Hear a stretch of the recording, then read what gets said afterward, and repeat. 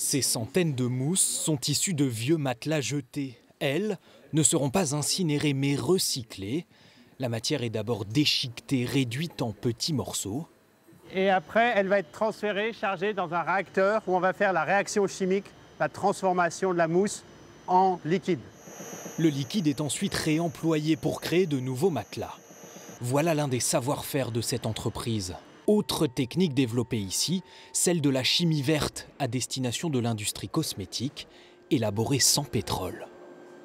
En l'occurrence ici, c'est des dérivés de betterave et des alcools gras, donc des produits naturels qui vont être transformés pour fabriquer un produit, un tensioactif. Autant d'innovations permises grâce aux aides de l'ADEME. 5 millions d'euros au total pour ce géant de la polychimie. Je crois qu'il faut être très clair, sans l'ADEME, on n'aurait pas fait. C'est un superbe outil, il y a une réelle volonté de l'État au travers de l'ADEME d'aider l'industrie à se transformer et c'est l'industrie du futur.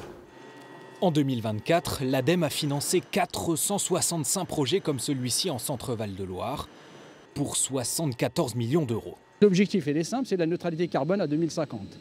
Et pour ça, on y travaille localement et au niveau national, à la fois avec l'expertise nationale et puis l'expertise locale, et les relations qu'on arrive à nouer sur le territoire, et la dynamique et l'accompagnement des acteurs, de façon à créer des projets qui contribuent à ces objectifs nationaux. Mais alors l'ADEME est-elle sur la sellette ? Au Sénat, une commission d'enquête parlementaire s'est ouverte début février. Elle a pour but la simplification des agences de l'État, en clair, faire des économies.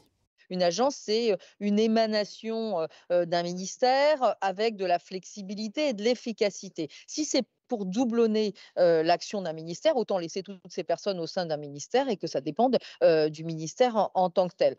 Les conclusions de cette commission d'enquête seront rendues publiques début août.